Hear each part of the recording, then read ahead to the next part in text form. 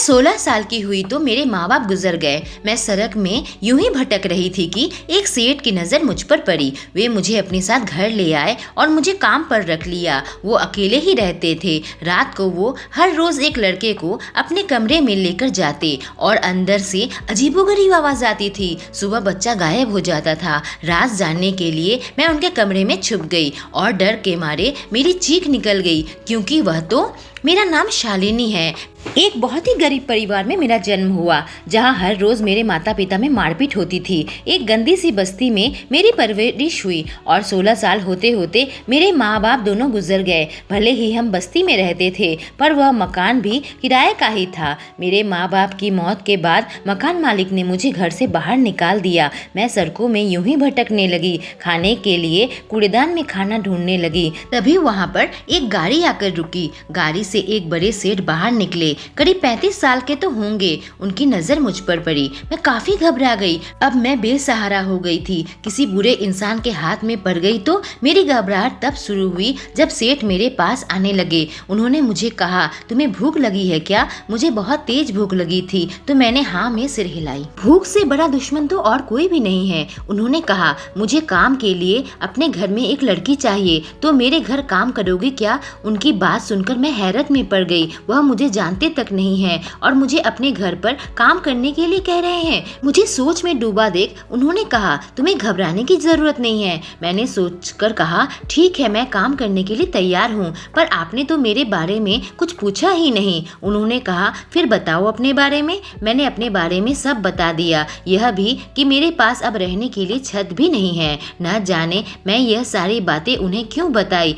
मैं तो इन्हें जानती भी नहीं हूँ। शायद मेरी हालत अब इतनी बुरी हो चुकी है कि मैं अनजान इंसान पर भरोसा करने लगी हूँ। उन्होंने कहा, कोई बात नहीं, चलो तुम मेरे साथ। अब तुम मेरे घर में ही रहना, खाना और वहाँ काम करना। हिम्मत करके मैं उनकी गाड़ी में बैठ गई। उन्होंने मुझे एक कपड़े की दुकान पर लेकर गए और मुझे कुछ कपड़ा खरीद कर दिया। काफी खूबसूरत कपड़े हैं। मेरे सारे कपड़े तो फटे पुराने हैं। फिर वह मुझे एक पार्लर पर लेकर गए और पार्लर वाली से कहा कि मेरी हालत थोड़ी ठीक कर दे। पार्लर वाले ने मुझे नहाने को कहा और मैंने नए कपड़े पहने और उसने मेरा हुलिया ठीक कर दिया। जब मैं अपने आप को आईने में देखा तो मैं बहुत ही खूबसूरत लग रही थी। मैं मालिक के साथ उनके बड़े बंगले में आ गई। मालिक घर पर अकेले ही रहते थे। उन्होंने मुझे अपना काम समझा दिया और रहने के लिए एक छोटा सा कमरा भी दे दिया। रात को खाना खाने के बाद वह कहीं बाहर चले गए। फिर अपने साथ एक बच्चे को ले आए। उसको लेकर अपने कमरे में चले गए। मुझे बहुत ही अजीब लगा, पर मैं अपने कमरे में सोने चली गई। अचानक ही कुछ अजीबोगरीब आवाज से मेरी नींद खुल गई। मुझे लगा, आवाज कहाँ से आ रही है? देखने के लिए मैं उठी, पर मैं हैरत में पड़ गई कि आवाज मालिक के कमरे से आ रही थी। मैं अपने कमरे में वापस आ गई। मालिक के साथ रहकर मुझे रहने के लिए छत, अच्छा कपड़ा और खाना मिल गया था। मैं काफी खुश थी। मैं सुनहरे सपने में डूब गई। जब सुबह हुई तो मैं कमरे से बाहर निकली और अपना काम करने लगी। मालिक का कमरा बंद था। शायद वो अभी सो रहे हैं, लेकिन जब वह अपने कमरे से निकले मैं बहुत ही हैरान हो गई। जो बच्चा कल रात उनके साथ उनके कमरे में गया था वह वापस नहीं आया। मालिक ने मुझसे कहा कि तुम पूरे घर की सफाई करना, खाना बनाना और घर की सारी जिम्मेदारी उन्होंने मुझे थमा दी थी। बस उन्होंने कहा था कि मेरे कमरे और बेसमेंट में कभी मत आना। मैं अपने कमरे की सफाई खुद करता हूँ। मैंने सारा काम कर लिया, बस उनके कमरे की सफाई को छोड़कर। बेसमेंट में तो ताला लगा रहता था। मालिक दिन को कहीं बाहर चले गए, शायद अपने काम पर गए होंगे, पर उनका कमरा लॉक किया हुआ था। जब शाम हुई तो वह वापस आ गए। जब रात का खाना तैयार हो गया तो मैंने उन्हें बुलाया। मैंने उन्हें खाना परोसा तो उन्होंने मुझसे कहा, तुम बहुत ही अच्छा खाना बनाती हो। यह सुनकर मैं तो मुस्कुराने लगी। खाना खाने के बाद वह फिर से कहीं बाहर चले गए और अपने साथ किसी दूसरे बच्चे को लेकर आए और उसे लेकर अपने कमरे में चले गए। मैं सोने चली गई, लेकिन आज भी अचानक मेरी नींद खुल गई। मुझे वह अजीबोगरीब आवाज फिर से आने लगी। न जाने क्यों आज मेरे दिल की धड़कन तेज हो गई। सुबह मैं जल्दी ही उठ गई और बाहर काम करने लगी। बस मुझे यह जानना था कि वह बच्चा वापस निकलेगा या नहीं। पर मालिक के उठने के बाद अपने कमरे से अकेले ही बाहर आए। बच्चा फिर से गायब था। यह रोज बच्चे को लेकर अपने कमरे में जाते हैं, फिर अकेले बाहर क्यों आते हैं? बच्चा कहाँ जाता है? कहीं मालिक कोई गलत काम तो नहीं करते हैं ना? मुझे मन किया मैं उनसे जाकर पूछूं, पर डर के मारे मैं चुप रही। मुझे नई नई नौकरी मिली है। अगर उन्होंने मुझे बाहर निकाल दिया तो मेरा क्या होगा। लेकिन फिर मुझे ख्याल आया कि मैं इस कमरे में उनके साथ अकेली रहती हूँ, अगर मेरे साथ कुछ हो गया तो। पर मैंने एक बात गौर किया कि मालिक कभी भी बुरी नज़र से मेरी तरफ नहीं देखा है। अपने साथ हमेशा लड़कों को ही लेकर आते हैं। यह किस्सा रोज रोज चलने लगा। रोज कोई ना कोई लड़का उनके साथ कमरे में जाता, उनके कमरे से आवाज़ आती और लड़का गायब हो जाता। मैं इस बात से अंदर ही अंदर बहुत ही परेशान रहने लगी थी। लेकिन मैं मात्र 16 साल की हूँ, मैं करूँ भी तो क्या करूँ। उनके साथ अपने आप को बहुत ही सुरक्षित महसूस करने लगी थी। वह मुझे अक्सर ही बाहर लेकर जाया करते थे और बाहर से अच्छा खाना खिलाया करते थे, कपड़े भी खरीद कर दिया करते थे। एक दिन तो उन्होंने मुझे एक मोबाइल दिला दी। उन्होंने कहा, जब मैं बाहर जाता हूँ तो बहुत दिक्कत होती है, तुम्हें कुछ बताना रहता है तो बात नहीं कर पाता हूँ। यह मेरी जिंदगी की पहली मोबाइल है, लेकिन हर रोज मैं इस तरह से बच्चे को गायब हो जाते देखती थी और आवाज भी पता नहीं किस चीज की आती थी। अब मेरा शक इतना ज्यादा बढ़ चुका था कि मुझे लगा अब चुप रहना गुनहगार का साथ देना होगा। मैंने मन ही मन यह ठान लिया था कि बच्चों के साथ जरूर कुछ न कुछ गलत करते हैं, या तो उनके साथ कोई गलत काम करके उन्हें मार देते हैं, क्योंकि बच्चे ऐसे हवा में तो गायब नहीं हो सकते ना। अगर ऐसा ही चलता रहा तो शहर के सारे लड़के मारे जाएंगे। अब मैंने सोच लिया था कि मैं राज का पता लगाकर ही रहूंगी। अब जैसे ही मुझे कुछ सुराग मिलेगा मैं पुलिस को बता दूंगी। अब तक लालच में पड़कर ही मैं चुपचाप यह सब देख रही थी, क्योंकि मालिक ने मुझे बहुत ही ऐशो आराम के साथ रखा हुआ था। मैंने धीरे धीरे मालिक का विश्वास जीत लिया और एक दिन मैंने उनसे कहा, मालिक आप अपने कमरा की सफाई खुद करते हैं, मुझे अच्छा नहीं लगता। जब आप कमरे में होते हो तब मुझे बुला लिया करो, मैं साफ कर दिया करूंगी। मेरा इस दुनिया में कोई भी नहीं है, जाने के लिए कोई भी जगह नहीं है। आपको लगता है कि मैं चोरी करूंगी तो यह सच नहीं है मालिक। आपने मुझे सहारा देकर मेरी जिंदगी बदल दी है, मैं आपको कभी धोखा नहीं दूंगी। मालिक ने मेरी बात सुनकर कहा, ऐसी कोई बात नहीं है, ठीक है कल सुबह जब मैं रहूंगा अपने कमरे में तुम मेरे कमरे की सफाई कर देना। अब मुझे मौका मिल गया था कि उनके कमरे को देखने का। आखिर उनके कमरे में ऐसा क्या जादू चलता है जिससे लड़के गायब हो जाते हैं। मालिक को धोखा देने का मेरा कोई भी इरादा नहीं था, पर बच्चों के साथ इस तरह से गलत होना भी तो सही नहीं है ना। मेरे दिल में सच्चाई भरी हुई थी। जब मैं सुबह उनके कमरे में गई तो देखा उनका कमरा बहुत ही बड़ा है। सोने के लिए एक बड़ी सी बेड है, पर कमरे के बीच में एक अजीब सी टेबल रखी हुई है और उसमें गद्दा भी रखा है।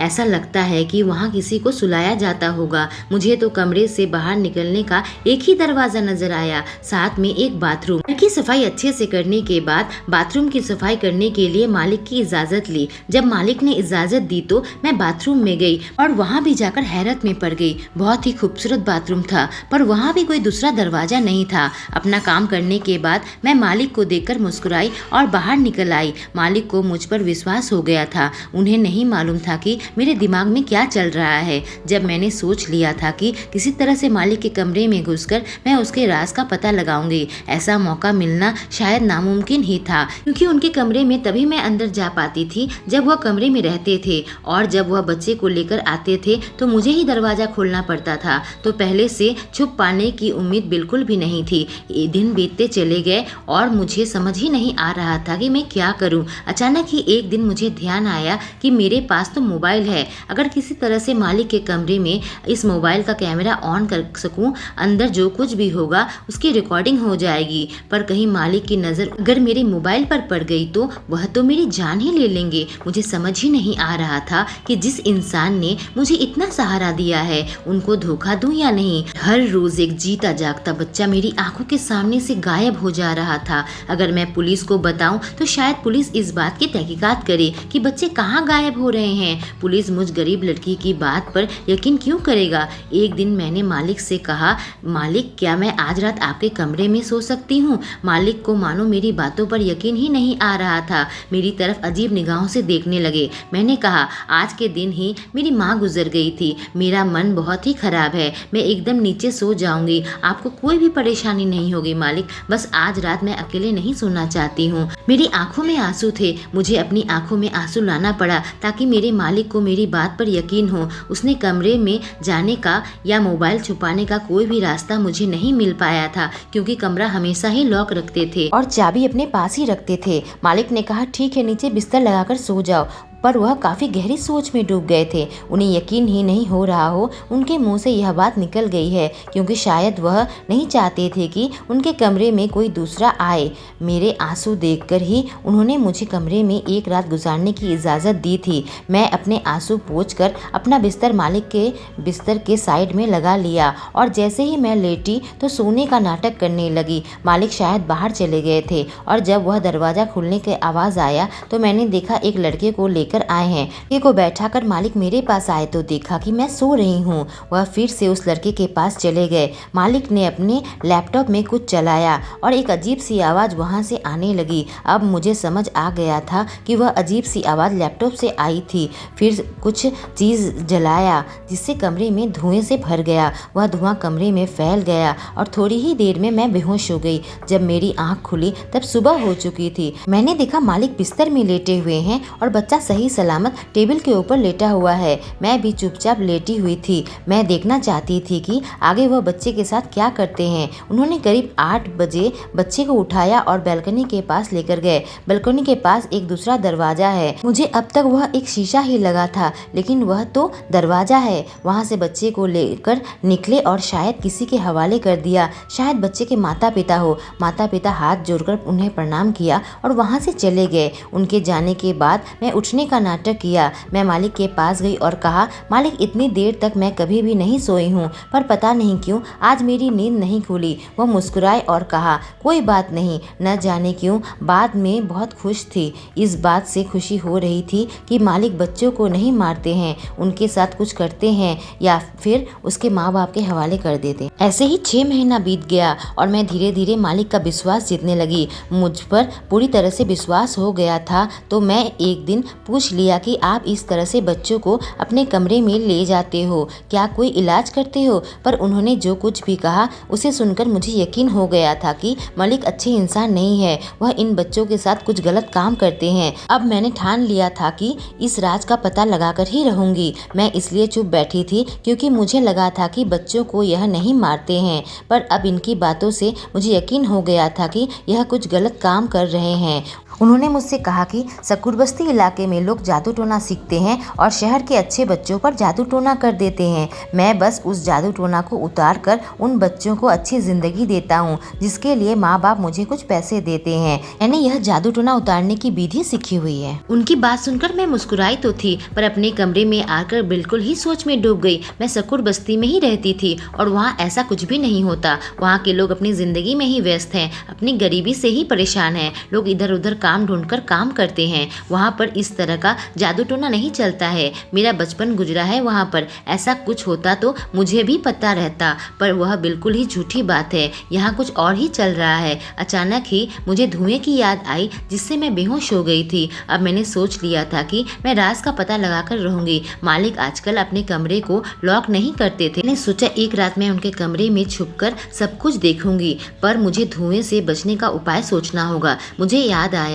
कि जिस रात वह धुआं हो रहा था, मालिक ने अपने मुंह पर कुछ पहना हुआ था। शायद किसी तरह का मुखौटा हो जिससे उस धुएं से बचा जा सकता हो। अगर मुझे भी ऐसा एक मिल जाए तो मैं भी बेहोश हुए बिना उनकी काली करतूत को देख पाऊंगी। फिर मैं अपनी मोबाइल में रिकॉर्ड कर लूंगी। सफाई के वक्त मुझे कुछ मुखौटे मिल गए, उसमें से मैंने एक अपने पास रख लिया और एक रात मुझे मौका मिल गया उनके कमरे में छुपने का। मैंने मालिक को बहाना मार दिया था कि आज मैं जल्दी सोने जा रही हूँ, तो रात को आप बाहर जाएं तो कमरे को लॉक करके जाएं ताकि आप अंदर आ सके। मेरी तबीयत बहुत खराब है। मालिक ने कहा, ठीक है कोई बात नहीं, तुम सो जाओ। मैंने अपने कमरे को लॉक कर दिया और उनके कमरे में जाकर छुप गई। आज मैंने वह मुखौटा भी पहन रखा था। जब मालिक बच्चे को लेकर आए तो टेबल पर बैठा दिया। फिर से वह अजीब सी आवाज चला दी और कमरे में धुआं भर दिया। आज वह धुआं मुझे बेहोश नहीं कर पाया। लड़का बेहोश हो गया। उसके बेहोश होते ही मालिक ने एक इंजेक्शन निकाला और उस लड़के को लगा दिया और वह फिर बिस्तर पर आ गए और लेट गए। उसके बाद वहाँ ऐसा कुछ भी नहीं हुआ जिस पर कुछ शक हो। बस वह इंजेक्शन क्या है यह मुझे पता लगाना है। अगली रात घर पर पुलिस आ गई। मालिक को गिरफ्तार कर लिया और अपने साथ लेकर गए। उन्होंने बच्चे को भी वहाँ से अस्पताल ले गए। बच्चे को किसी तरह का ड्रग्स दिया गया था। दरअसल मालिक ड्रग्स बनाते थे और उसे बच्चों पर टेस्ट किया करते थे। जादू टोना वाली बात झूठी थी। पहले मालिक किसी बच्चे से मिलते बदलते थे और उसे कुछ खाने को देते थे। उसमें एक तरह का ड्रग्स होता था जिससे बच्चा बिल्कुल पागल हो जाता था। जब बच्चा अपनी माँ बाप के पास पहुँचता तो उन्हें लगता था कि बच्चे को अचानक क्या हो गया है। मालिक ने ये बात फैला दिया था कि स्कूल बस्ती वाले बच्चों पर जादू टोना कर देते हैं और इस जादू टोने को उतारने के लिए मालिक के पास लोग अपने बच्चे छोड़ जाया करते थे, जिनके ऊपर तरह तरह की ड्रग टेस्टिंग की जाती थी। मालिक के बेसमेंट में भी रेड पड़ी, वहाँ पर ड्रग्स बनता था। पुलिस ने वहाँ ढेर सारे ड्रग्स बरामद किया। मैंने मालिक को धोखा जरूर दिया था, पर मुझे यकीन है इस समाज का भला हुआ। मुझे एक इंजेक्शन की दवाई मिल गई थी जिसे पुलिस वालों को दे दिया था और सारी बातें बता दी थी। पुलिस ने जब उसे टेस्ट करवाया तो उन्हें एक ऐसा ड्रग्स मिला जिसे बेचना कानूनन जुर्म है। फिर बाकी का काम पुलिस नहीं किया, बाकी की सच्चाई पुलिस वालों ने ही बाहर निकाली। मैं फिर से बेसहारा हो गई, लेकिन मुझे कोई ना कोई काम मिल ही जाएगा क्योंकि मैंने काफ़ी सारी लड़कियों की ज़िंदगी बचाई थी। पुलिस वाले ने कहा था तुम्हें दोबारा से कहीं काम मिल जाए इसके इंतज़ाम हम कर देंगे। हाँ, जल्दी ही एक घर में मुझे पनाह मिल गई। दोस्तों, इसी तरह के चटपटे स्टोरीज के लिए मुझसे जुड़ें और चैनल को सब्सक्राइब करें।